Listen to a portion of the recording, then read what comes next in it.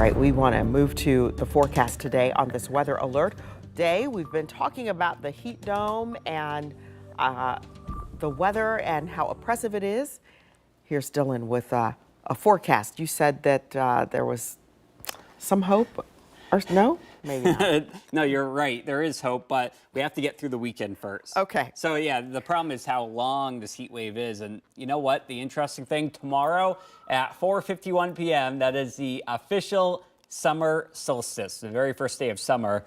And so essentially what this means is that because our home, planet Earth, is tilted at about 23.5 degrees as we go around the sun, now the northern hemisphere is going to get that direct solar radiation. It's going to be over the Tropic of Cancer at 23.5 degrees north. So this will be tomorrow at 4:51 p.m. and that also marks the longest day of the year. Daylight now is going to be over 15 hours. Just 15 hours and a couple of seconds, so we're just barely over 15 hours.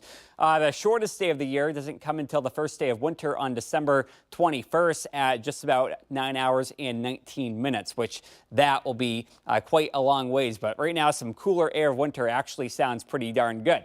The UV index today is going to be a 10 out of 11. So this is a scale of 1 to 11, 11 being very bad, 1 being low. And that means that we're talking sunburn here in roughly 15 minutes. So let's get a look here at the sun angle. And the reason why you have a better chance of burning today than, let's say, early August is because today the sun angle is basically at the highest angle that you get all year round. So like in December, you have a lower sun angle at 27 degrees. And so because the angle is lower, it's going through more of the atmosphere. There's more gases to absorb the UVA, UVB, and UVC radiation. Whereas today with a higher sun angle, it's actually going less distance through the atmosphere, and so it has less time for the atmosphere to absorb the harmful effects. So that's why today the UV index is much higher and why it typically is highest late June, early July.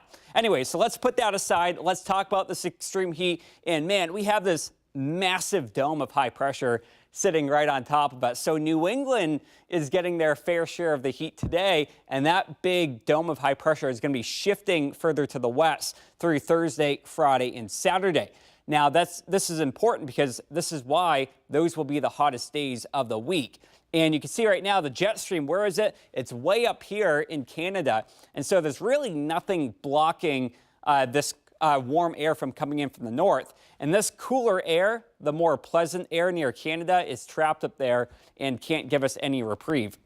So we're going 98 here Saturday, so big time heat. If you do have to travel on the weekend, be aware of that, and staying pretty hot as we head into next week as well. Today, though, the clouds will be in full force, and despite the cloud cover, we're still talking temperatures in the lower 90s out there today. Going 96 tomorrow, 97 on Friday, so the heat isn't going anywhere.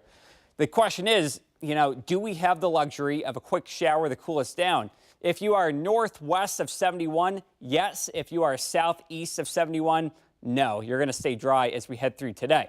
Our next best chance of rain, though, comes on Sunday. You'll see here by the later half of the weekend, a weak cold front slides on through. That will give us a quick burst of rain on Sunday. And then by Sunday night, that will move off to the southeast and will dry us up quite a bit. So we're looking at 4 alert days in a row. By Sunday, though, because the humidity will be slightly lower, we have taken out the alert day. Monday, Tuesday, Wednesday, Thursday, Friday, we'll be looking at the chance of a few pop-up showers. Temperatures here in the low 90s, cooling off, though, by Friday at this time. Let's get a look